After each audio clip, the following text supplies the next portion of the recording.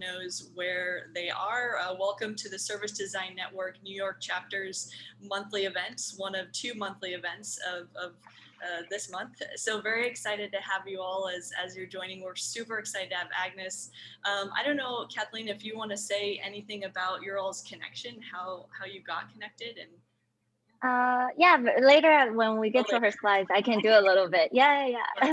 Sounds good in the introduction area. But yeah, a little bit about Right. the Service Design Network. If you haven't joined us before, we are a part of a global organization. There are 47 different chapters across the world.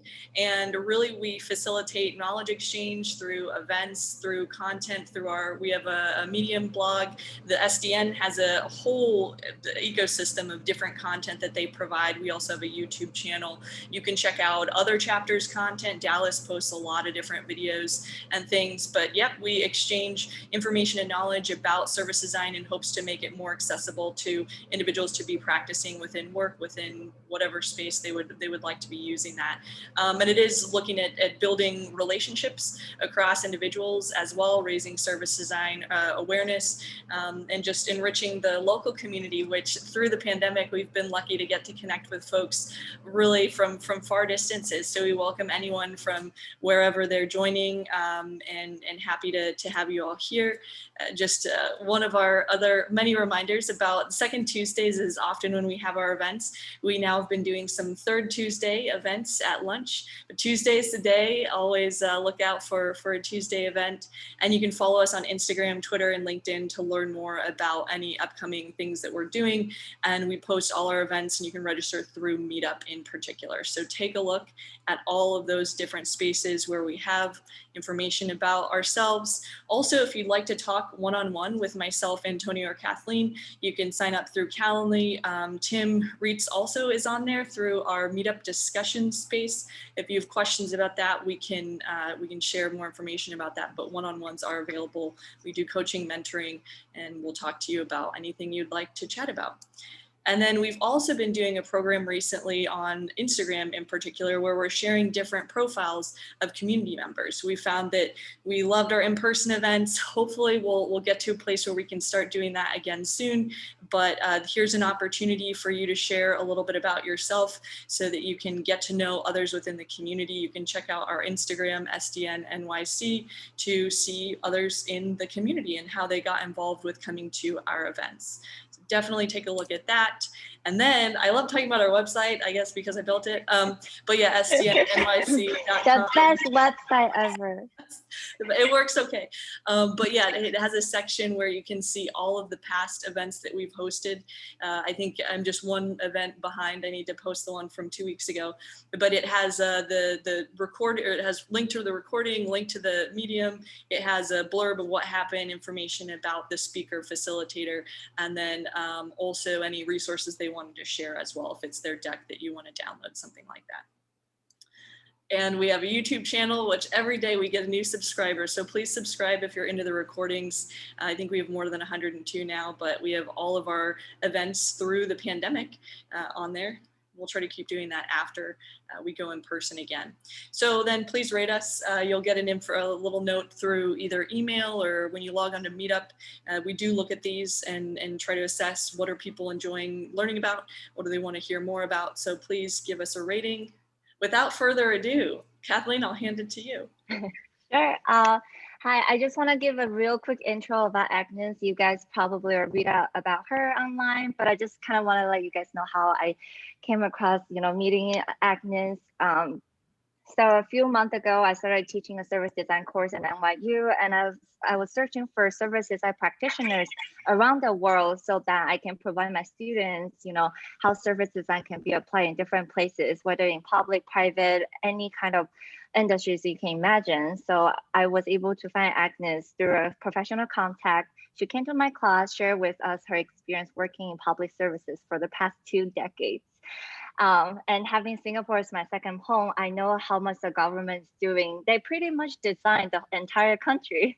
So today I'm very excited to have Agnes here to share with us her experience in the past 2 decades and how service designers should know about complexity. And without further ado, I'll hand it over to Agnes. But just one quick reminder, we wanted to keep this conversational as possible. So after her presentation, we'll open this as a discussion, Q&A, anything you guys would like to talk about. All right, Agnes, hand it over to you. Yay. All right, thanks. A round of applause. Thanks, Kathleen, for that introduction. Let me just bring up my screen. Okay, and here we go. So yes, hi everyone, really nice to meet you. And I really appreciate you dialing in during your lunchtime or your tea time or coffee time, whichever part of the world that you're currently in. I'm speaking to you from Paris, by the way, which is my home. I've moved there in 2018 after 18 years of being in Singapore. And because my husband is French and we've got two girls, so we thought we wanted them to experience the European side of their heritage as well. And it's been quite a ride since, as you might imagine. When we arrived in 2018, we had Gilets jaunes. For those of you who don't know what that is one of the largest protests ever against the Macron government in decades. And then it was followed in 2019 winter by the largest Paris metro strikes for 6 weeks. And then after that, coronavirus. So it's been quite a ride and really a lesson in complexity is what I'm going to be talking about today. Now, today, the subject of my talk is what service designers should know about complexity. Why did I choose this subject? It's really in that little quote over there. Why can't they implement this great idea? As you know, my career is from the civil service. I've spent 20 years in the civil service in my career and covered 7 different portfolios ranging from defense to labor policy, social welfare and community, and public sector innovation. And I kind of fell into design really when I was looking at public sector innovation work.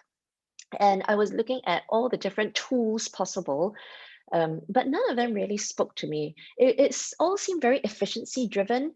It was very hard. It was about KPI and benchmark scorecards, but nothing about citizens, nothing about the human experience and why we do this as a government. Then I came across Ideal's work and that just immediately clicked with me. So long story short, when I was offered a postgrad scholarship, I decided to not do an MBA or an MPA, but I decided to do a 1-year work attachment at Ideal instead. And it is during this time that I really got to interact a lot with service designers like yourselves. And on one of the projects, a service designer asked me, this is such a great idea. Why can't they implement it? And they being a really large tech company. And I was just really struck by the question, right? Because to me, the fact that they can't implement the idea was a given. And I was just wondering, you know, what created this gap in understanding, and what can I do now as someone who's been on both sides of the world? What can I do to bridge this gap, right? So my whole aim now is to help designers understand complexity, but also to help clients and people working in complex spaces to understand how do they actually create that space for innovation to take place and for design to happen, so that we can all together work for just much better solutions going forward. And God knows we need those solutions. So that's really my raison d'etre at MindTheSystem. So let's just jump straight into it, understanding complexity. I really like this quote from the late Stephen Hawking, and he said this in the last century, where he said, the next century of 21st century will be the century of complexity. Now, what really does he mean by that? I think this graph to me shows it all, about how everything has seriously accelerated since around the 1950s. So if you look at all those lines representing either depletion of Earth's resources, or even sometimes positive things like growth, like economic growth, right? The increase in terms of communications, the much greater globalization and exchange, for example, in McDonald's restaurants. All of this goes to show that this trend of the great acceleration is only going to get even steeper from the 21st century onwards. And I think we've seen that happening a lot over the past 20 years, definitely ever since I started government. And we were quite familiar with all these issues going on now. And just to quote Donald Rumsfeld, I'm sure a lot of Americans might know who he is, but I've actually met him before in one of my previous jobs. And he says, as we know, there are known knowns. These are things that we know that we know. There are known unknowns. That is to say, there are things that we know we don't know, but there are also unknown unknowns. These are things we don't know we don't know. And suffice to say that at this point in time, we're only realizing that the unknown unknowns are getting much more obvious to us, that there's a whole bunch of stuff that we don't know. What do they look like? Now, I'm going to give you, over the next 2 slides, 2 actual examples of really key, complex and wicked problems that we've been struggling with as a government in Singapore. The first one is around climate change, but it goes to show that how a simple presenting problem that we thought was a kind of a problem in the beginning actually morphed to be something completely different. So I'll bring your minds back to 2010, when Singapore experienced its first massive floods for over 2 decades. We experienced floods. The last time we experienced floods like this was in 1970s. And since then, we have been investing a lot in terms of drainage infrastructure, underground reservoirs. We improved our drainage capacity, and there's a seriously good maintenance regime of our drains and reservoirs. So we've not seen this for 2 decades, and suddenly it happened in 2010.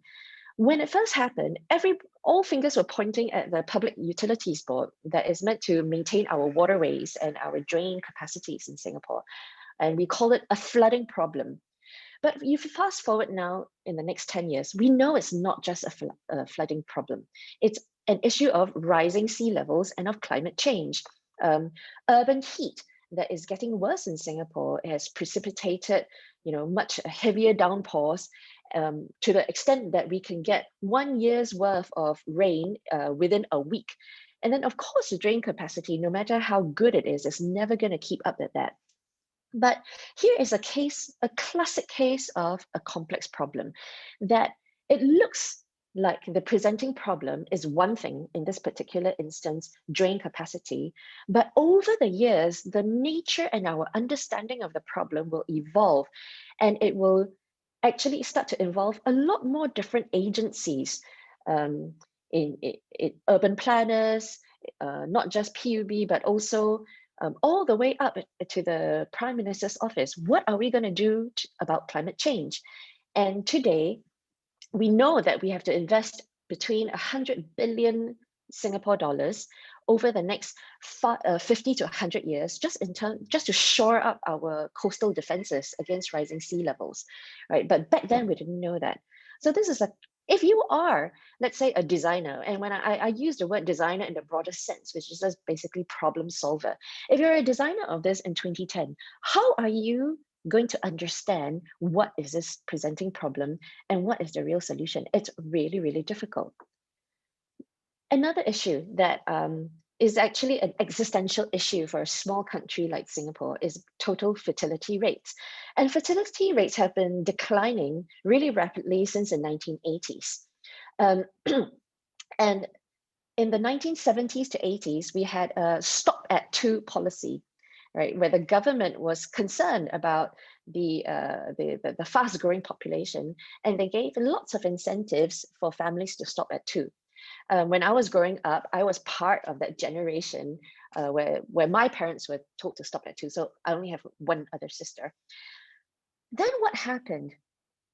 Then our birth rates dropped really drastically, very quickly.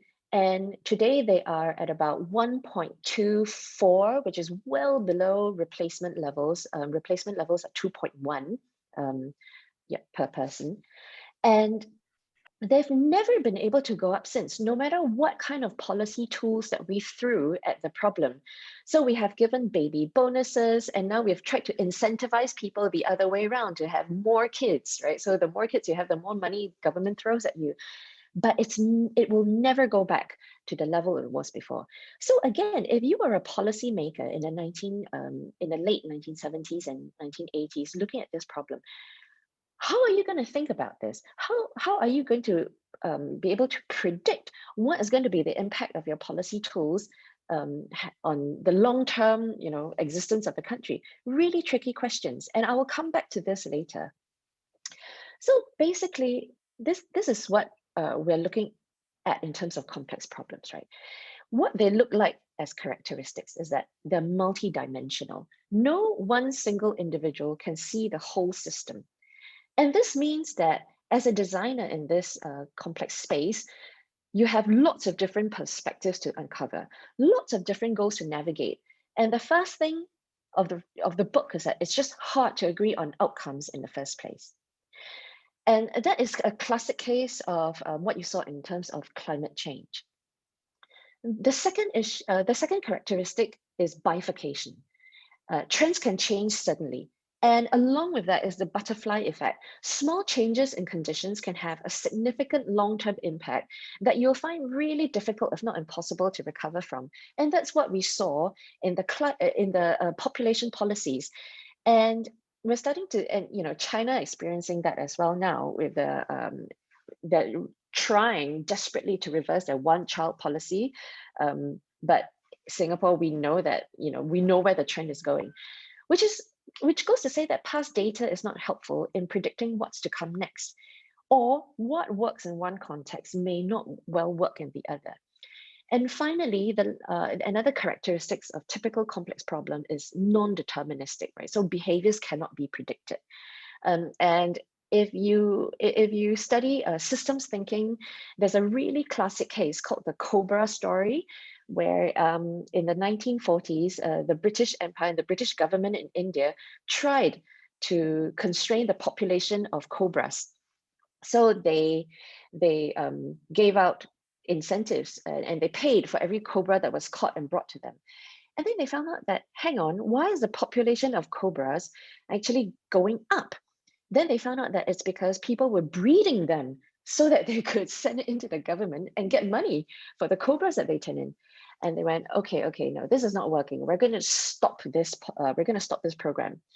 Then the population of cobras shot up even further because now all the cobras that were being bred were just let loose into the wild.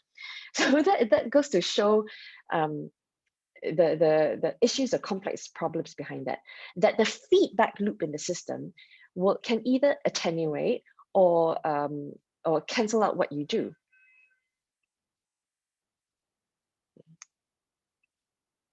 So here's to say that the typical classic problem that a designer will face in complex problems is that there's no certainty, right? Linear reasoning won't apply. If I do A, I'll get B. And there's no one single magic bullet.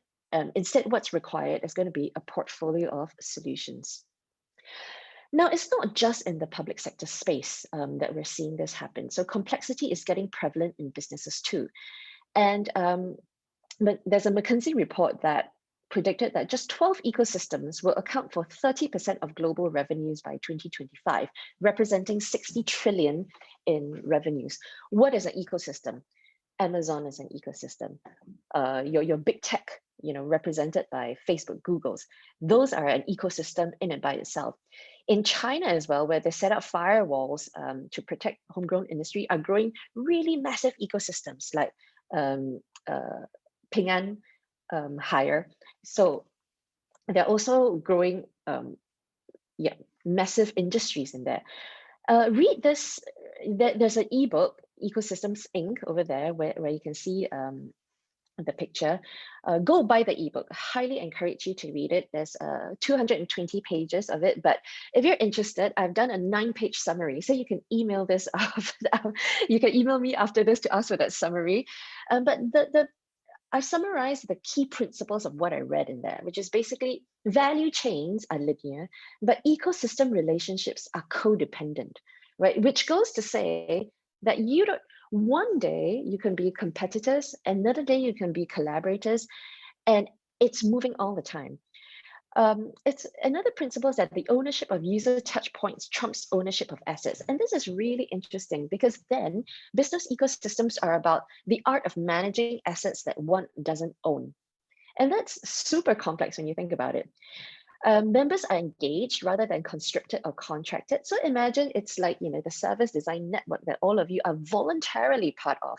Except what does it mean if you're actually engaging in this as a business relationship? And in a business ecosystem, a company has to bet on many unknowns instead of depending on the right strategy. And during COVID, we have seen this play out in real time in Singapore as well. The government assembled multiple task forces called Alliances for Action, and it's to support the emerging stronger task force. Basically, what these are industry task forces, not just of a single industry. Actually, they could cut across multiple industries as well, but they're all focused on a single common interest or topic, such as smart commerce, such as the environment and sustainability. And there were 7 of them overall, right? They were talking about, say, supply chain, digitalization, edtech. And for the first time, there were companies who have never worked together before, ranging from different industries, coming together and saying, right, how do we turn the current crisis into an opportunity? The interesting thing about these AFAs was that they were supported by design companies doing design sprints for them. And I would say that the results were really interesting because they were quite varied across the board. And the single thing, some of the common factors that decided whether they succeeded or not, or the level of success, was really how designers were able to navigate this complex space of multiple stakeholders and not having a single client. So we're going to see that play out over and over again in the complex spaces that I'll show you later. But it just goes to say that across both public, private, and the people sectors, we are seeing topics push into a much more higher level of complexity. And designers need to be prepared to work in this kind of environment. So what are the implications for designers in this, right? First of all, maybe here's some helpful hints for you to realize if you are actually functioning in a complex space. Firstly, the nature of the problem. If you're trying to solve something that despite having solutions, the same issue crops up again and again, right? The Groundhog Day syndrome. Or once you solve one problem, another one crops up that is actually linked to the first problem that you're trying to solve. Or your well-intended actions actually make things worse. Or problems keep morphing. You think you have understood it, then it keeps changing. These are all signs that you're actually working in a complex space. Or the nature of goals. It's hard to find an agreement on what is a good outcome, or you have many diverse stakeholders with all different needs and motivations. Or the nature environment where you're just overwhelmed by the pace of change, or solutions that work in another context didn't quite work in yours. Pay attention to all these signals. But to dig a bit further, and this is just really based on my personal experience, it's not on anything, it's researched. I see further 2 archetypes of complex problems. And the first type, I like to call them important but murky, right? And this is usually an ambitious, inspiring, but rather vague vision. Anything to do with digital transformation or cultural transformation, anything with the word transformation tends to fall in this bucket of problems, right? So this is an actual quote that I got. I asked 10 different people, what is digital? And I get 10 different answers. How do you design your way out of that? So in this space, again, you're typically dealing with really diverse stakeholders, different opinions, and it's hard to even agree on what do you tackle in the beginning. The second bucket I call clear but questionable. And this is usually, it starts with a really clearly scoped, possibly too tightly scoped kind of a project, right? And this is where people keep referring to it as a project. But actually, the problem description has a presupposed solution in there. And this is a quote I really like from one of my very first bosses, who I think is still one of the smartest guys foremost thought leaders in the space of complexity and governance. And he was my first permanent secretary when I was in the Ministry of Defense. And then he became a head of civil service, and I worked for him in that capacity as well. And this was in a time of 9/11, where obviously the world was just suddenly, there was another, complete change in the world as we knew it, right? And because of what happened to World Trade Center and then Pentagon, every country around the world started looking at how do they protect their critical infrastructure. And so Singapore, likewise, we started building fences and bollards to protect critical infrastructure overnight. But he was really clear about this. He said, look, we need to build bollards. We know we need to, but bollards only prevent the stupid terrorists. His point really is that it is not just one single solution, not one magic bullet that's going to solve our problems. It's going to be a portfolio of solutions that requires better intelligence, better sharing of intelligence, real-time sharing of information amongst countries, so on and so forth, right? But if you find yourself, telling yourself, we've tried something like that before, or we're just treating problem with symptoms of a larger problem, or even worse, somebody else said we have to do it, then you know that you're in this space of the second archetype of clear but questionable. Now, the question is, what do you do about it as a designer? Number one is for you to understand that in the space of complexity, the role of the designer has to evolve somewhat. And I see sort of three evolutions of the role of designers over time, right? There's designing the design, of which really it's about your craft mastery, about how you make an idea tangible and make it desirable. Then there's designing the brief, which is a space that all of you in service design are in. How you understand user centricity, the human experience, and how you translate those experiences into products or services or business models. And that's the space that I think design has really made tremendous progress over the past, decade or so. But here is where I see the role of the designer evolving when we're trying to tackle complex problems like climate change, sustainability, social equity, poverty. It is really about designing the politics of the brief and the tools that a designer needs to understand in this space of complexity. I would say it would be really good if you look at adding futures thinking into your toolkit. Add systems thinking into your toolkit and psychological change management. And I will go on to explain why. So here are practices that I've discovered I needed to navigate the complexity. And even though in my little blurb, I call myself policy wonk turned designer, sometimes I go the opposite. I am designer turned policy wonk. And I never really let go. I've never really left that space and my natural habitat of designing in large scale complex systems, right? So here is my attempt to try to bridge what is the design world and the large scale systems world. And I've sort of thought about it in terms of 4 practices. Now I call these practices, I don't call it a methodology because it's not a process. It's not step 1 to 4. It's not linear. It's really iterative, and sometimes you combine different practices. But in complexity, I found that you really need to aim at 2 things. The first is collective intelligence, and the second is designing for collective action. So let's look at what I call the PAVE practices in whole. PAVE stands for problem framing. And this is why the problem is happening. A hypothesis of what it is, how do you describe it in the first place? What does it look like, not just this year, not just 5 years ahead, but what will it look like in 10 years ahead? So you can actually design towards that future and towards those future drivers.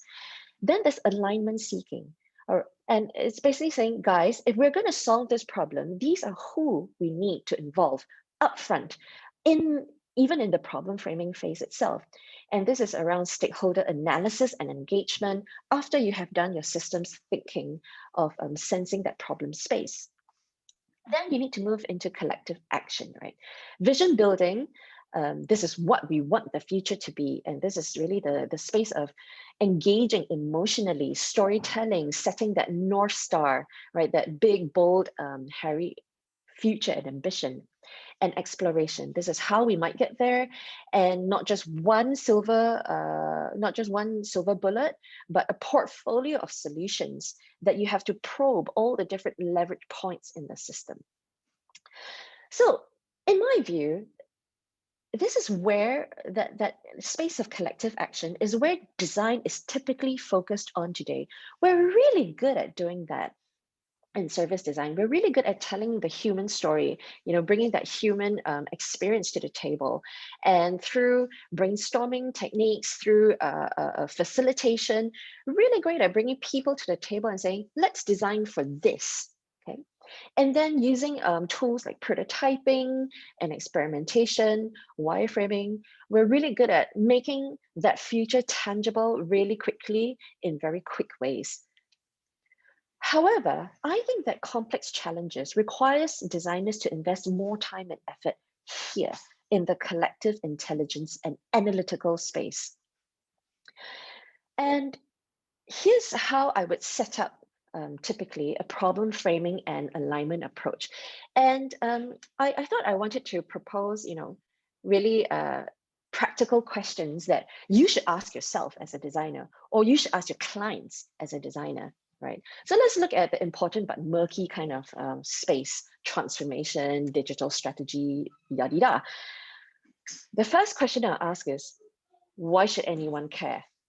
And which stakeholders should you focus on first? What are their pain points and motivations? Can you think of 3 key areas in which you might start? And this completely flips the whole design equation around, because for the first time, we are not starting with the end user. We are really starting with our universe of stakeholders that form the system in which we need to implement solutions and a portfolio of solutions to tackle a complex problem. For the second archetype, the clear but questionable space, I would encourage clients to step back and ask, what are the other factors that are connected to your problems? And bear in mind, they don't necessarily lie in your team or even within your organization. But also to help them ask, if this is no longer a problem, what would it look like? I call this a magic question because it immediately sweeps people away from the problems today and look towards the future, but help them understand what is the connections today and the systems towards that future. And who needs to know or be persuaded by your assessment? What do they need? So I find that within a few questions like this, actually, it can be a really quick intervention of over 2 hours. But if you pause these questions and also start to question and ask this key question, right? What assumptions are you making?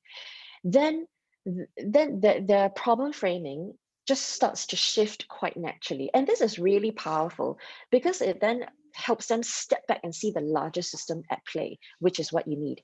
Now you might ask, how is this any different from the how might we? After all, that the question that we love in design, how might we, is really meant to get us there. And to answer that, I'll give you an actual example that was used in a simple public service. And this was called Moments of Life. Do you remember that wicked problem of declining fertility rate in which I spoke about earlier? We've tried everything, right? We've thrown money at the problem in terms of baby bonuses. We have put in place, more favorable workplace policies towards both women and men, more childcare leave, great medical support, and it's still not enough. So as a designer working in this space, the first question that they ask is, all right, let's really look at it from the experience point of view. What are all the different touch points with government that a parent has to go through from the moment that they know they're expecting to the moment, to where all the way when the child grows up. And they mapped 15 different government agencies and all their tools and programs that a citizen has to come in contact with. So in this case, the stakeholder analysis came before the user research. Now, why was this important? Because with this 15 agencies mapped up, then they got all the agencies on the table And the really senior guys, all the way up to the deputy secretary level, which is -1 from the top guy, right? And they brought them into the homes of citizens to ask questions. So this picture that you see is a typical ethnography and user research. So to get 15 different top civil servants into the homes of people is a lot of effort, but that stakeholder analysis had to come before the user research to show how everybody was interconnected with each other, and how they all contributed to resolving the issues.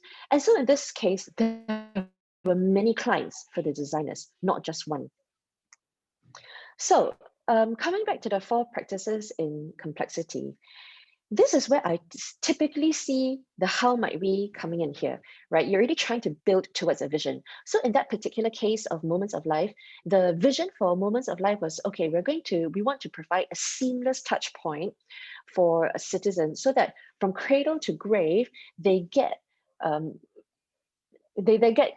a supported experience from the government in terms of here's what you do to register your baby's birth, here's what you do to sign up for the bonuses, and then as your child grows up along the way, here's here's the vaccination records, and here's how you enter them, enroll them into the public school system, all in one certain platform. That's where the how might we came in. But before that, a far longer of hypothesis building period was required. What was the challenge? How does it present itself across multiple touch points? And a hypothesis already about what are the possible interventions and who is involved in this system to begin with. And I find that it is this hypothesis building that designers need to build up a better set of muscle memory. And in just my very limited engagement with designers, at least in San Francisco, they're very reluctant to enter this space because everything was around, okay, let the process, let's discover through that process. And I think there's a lot of value in holding to that space of uncertainty in itself. But that is when that space, that problem space is really well defined.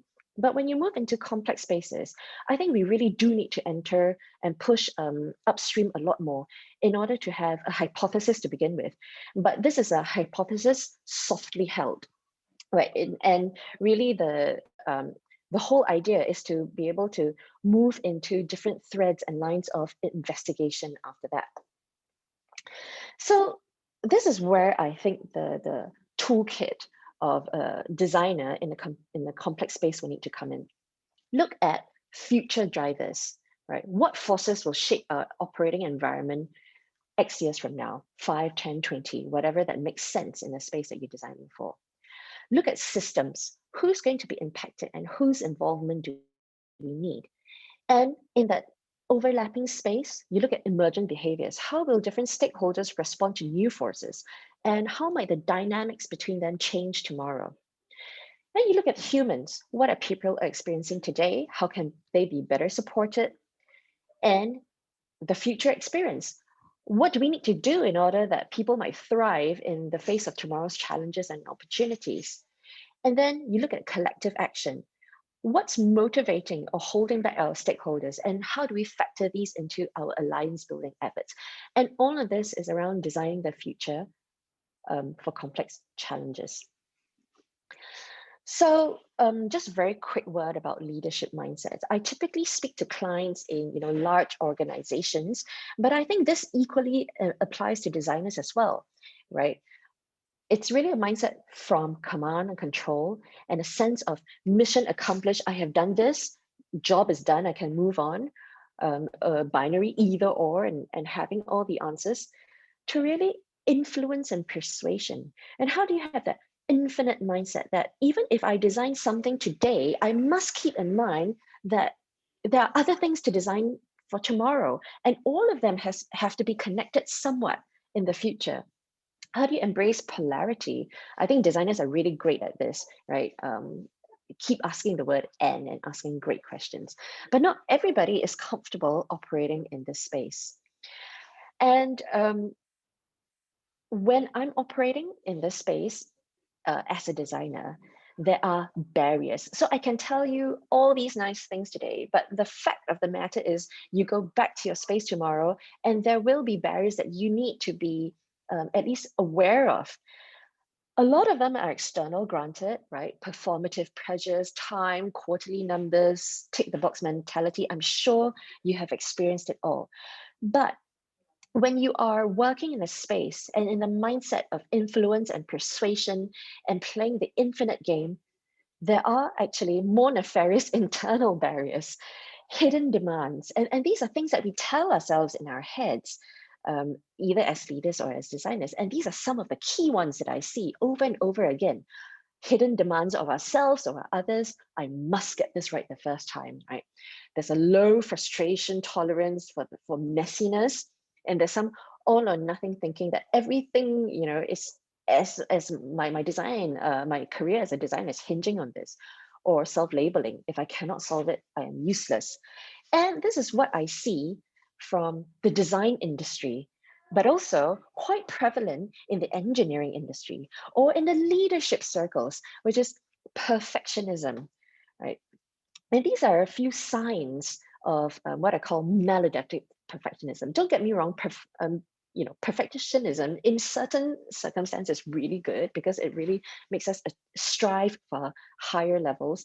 But if you see all these characteristics, 1 to 5, for example, setting really high, excessive standards, overly harsh evaluation of your own performance, and you ruminate over mistakes, you equate your self-worth to achieving standards, then you need to be aware that that complex problems don't lend themselves to perfectionist tendencies, because complex problems don't lend themselves to succeed or fail or win or lose, right? And it's multi-dimensional, so it's normal that you don't have all the answers, and it's not a finite game. So your self-mastery as a designer in this complex space is really something that you want to pay a lot of attention to. So I'll just come back to this. The whole thread of my talk is basically, I think that the role of a designer will evolve in complexity, and it's about paying attention to designing the politics of the brief. There are certain tools that I think could be useful to you to take note of, in particular, future systems and psychological change management. And yes, that's it from me. Thank you very much. And I'll love to take questions from you right now. Thank you. So let me just stop share. Thank you, Agnes. Folks, feel free to unmute, and we have about 15 minutes left. So use this chance to ask Agnes any questions you may have. Yeah, Agnes. So I'm trying to figure out, hey, this is Pankri, by the way. Sorry, I don't have my video on. It is a Tuesday. It's been a very busy Tuesday, so I'll do my best. No worries, no worries. Hi, Pakiri. Hi. It was, first of all, great talk. I was in fact just speaking to folks, even on the work team. I know we have a bunch of people on the line here, like a couple, sorry, Joe and Hope and myself. So we're all from EY, work out of the Union Square in New York. But right now we're all in respective houses. Anyway, so a lot of our work, we're at the phase where we do a lot of designing the design step, definitely, because we have a lot of UX work, a lot of those kind of projects. We do a bit of designing the brief issues as well, because we've been doing a lot of service design, applying blueprinting. We've in fact even been doing some learning classes at work, so just trying to build up on that. But I know you talk more politics of the brief. How do we, are you saying that is a completely new framework which kind of latches on to some of the work that is already being done? Or are you also trying to fundamentally shift some of the questions that are being asked in the brief, designing the brief? Because I would imagine that will lead to the politics of the brief. Sorry, very long question. Let me know if you rephrase. No, I think it was really clear. Thanks for that question. And your question is basically, when you talk about designing the politics of the brief, is do you do that with a view towards also shifting the questions asked in the brief, amongst other things? So I will get to that. But maybe I thought that maybe I'll take a couple of questions at one go and try to answer all of them to see, and also it'll be interesting to see if there's, common threads. So Pakir, I will definitely come back to you. Awesome. And I also really like how you're opening one question. So in case there's a repeat question, you just like mix it up. That's pretty cool. I think Greg has his hand up. Greg, you wanna just unmute yourself? Yeah, love this. This is great. Thank you. So along the lines of the alignment and understanding unknown unknowns, I love the question of what does it look like if this wasn't a problem? Do you have any other kind of favorites, like kind of go-to things to get people to open up and get that complexity out on the table and basically like visualize it some way? Do you have any just other tips, tricks, anything that you like to do? Yeah, so favorite questions, right? That's a great one. Absolutely, I do, and I will get back to you. Thanks for that. Any other questions?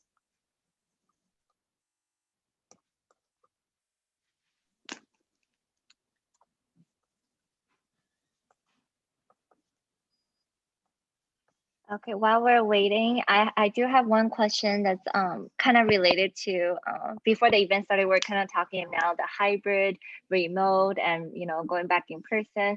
I wonder, in your opinion, how is that going to help or hinder getting people on board or on the same page? Since earlier you did mention about that 15 executives from high level government official, and I assumed that back then it was like still in-person setting, right? I always find that in-person conversation, those water cooler talks are easier to get people on board, maybe even join your meeting.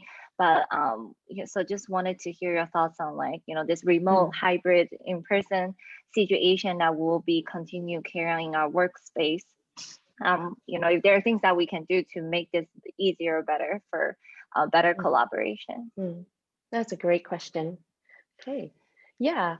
Well, we've got three, and actually the way I like to answer them is that they're all sort of interlinked. So I will start with the question first of what are some of your favorite questions that I will pose, right, to clients or organizations to get them to think about it. As I mentioned, the one that I always ask is, if let's say I meet you on the streets in 6 months' time and you tell me the issue is resolved, what does it look like? And this is what I call magic question for a reason. By the way, it also works a lot in psychological counseling, right, and cognitive behavioral coaching. The other one that I always use is, what are two assumptions that you're making? One or two assumptions that you're making. And people usually get stumped by that, but it makes them really dive deep and question themselves around, around the biases that they're bringing to the table. My other one is, if you were talking to your boss, who would he say is the three most important people that you need to talk to? So it's to get them out of their level, to see it one level higher, if not two levels higher, and see that system as a whole.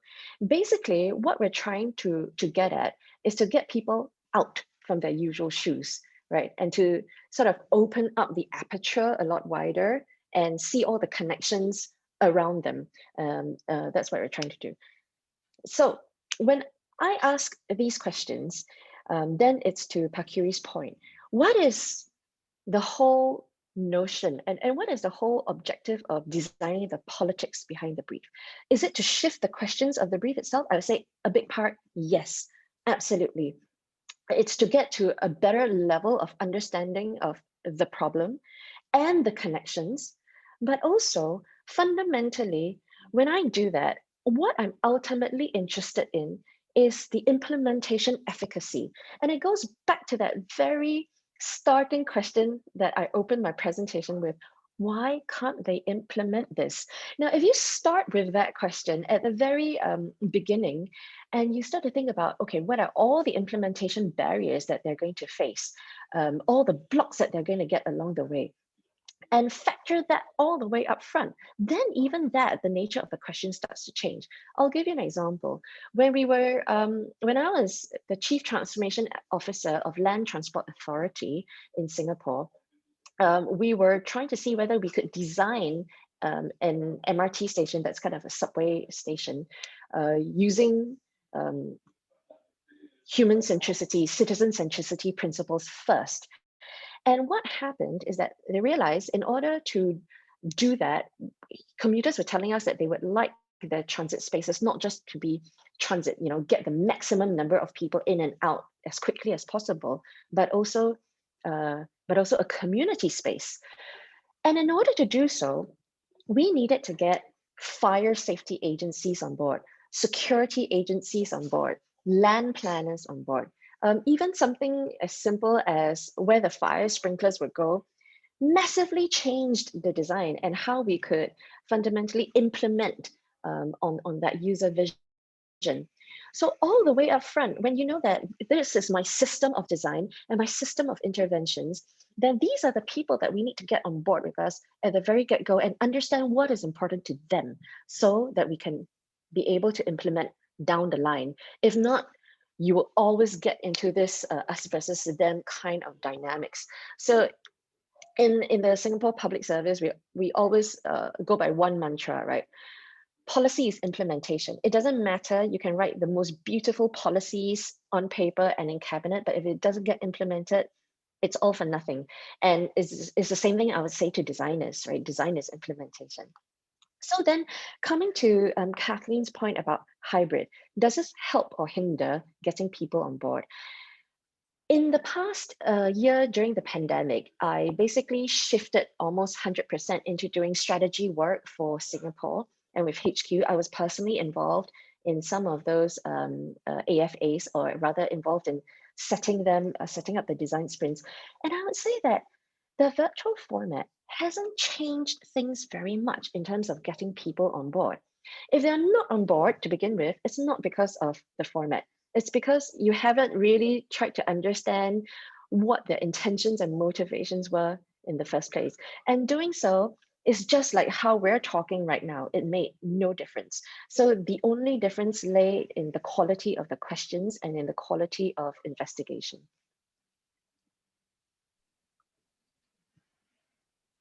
Thank So you we have very time much. for a I couple really of like other that. questions.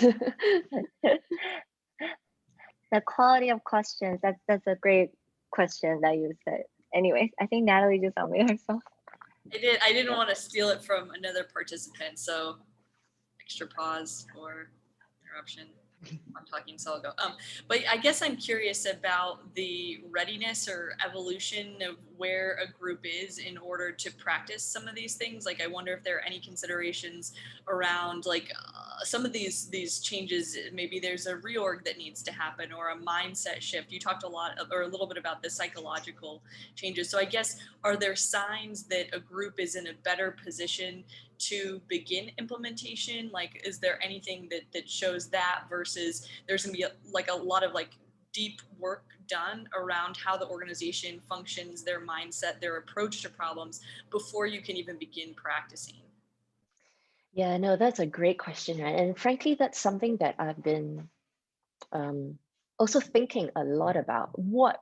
And I deal with so many different agencies across Singapore, but mind you, that's the extent of my experience, right? It's really based in Singapore, but still different economic agencies, some in tourism, some looking at lifestyle, looking at sports or arts and culture. I would say it is not so much an issue of structure, but really one of mindsets and capabilities. And you kind of know when you just speak to someone who gets it, the fact that they are prepared to question their own assumptions, relook at the way that the problem is being framed and say, right, I am prepared to tackle it in a different way. I don't know whether this is culture or its capabilities. I would tend to say it's probably the latter right now. We are in a unique time, right? Never before in at least my history that I've experienced, where people are so ready to question the way that we've always done things before in the past. I didn't see that 5 years ago or 7 years ago. Pretty much design was being treated as, okay, there's something that we do that when we have time. it's or it's important but not urgent.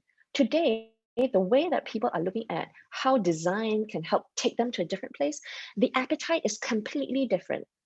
But then it's about how do we even know where to begin? And this is where I find a lot of people being lost. They know they see the need for it, they sense the urgency of it, but where do they even start?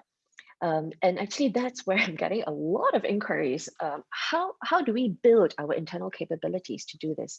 And so the one thing I'm really passionate about right now is helping organizations or teams, step their way through complexity using design.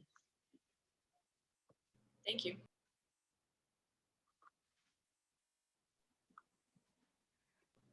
And I guess one for a follow-up, maybe an offline a resource or anything you could share, whether you've seen case studies or more tangible examples of where this is starting to be practiced, or even opportunities where we weren't thinking about complexity in the right way and things failed. So I think that would be really curious as maybe, I don't want to put you on the spot for like list all like right now unless you have some, but maybe some resources afterward of examples if you have them.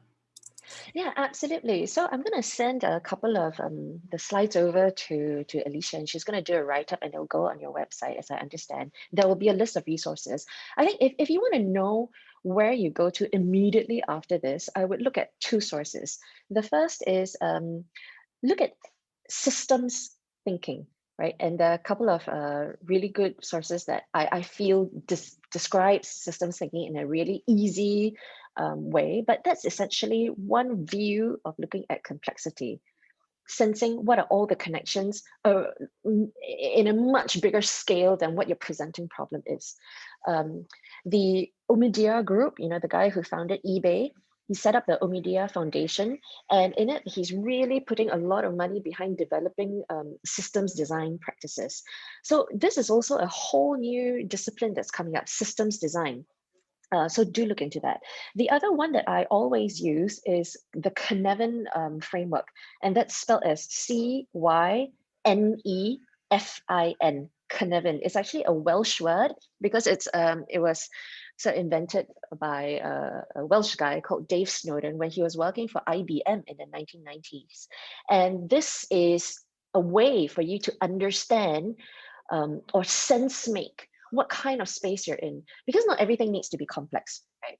So, but yeah, how do you know when something is really truly complex? How do you know when something is just merely complicated? Well, I say merely, but that's bad enough, really. So that's a sense-making framework. So when you sort of put all of these together, it becomes really interesting, and I think it gives you a way to sort of step around these issues. Thank you. Sure. All right, we have 2 minutes left. Anybody has any lightning questions before we wrap?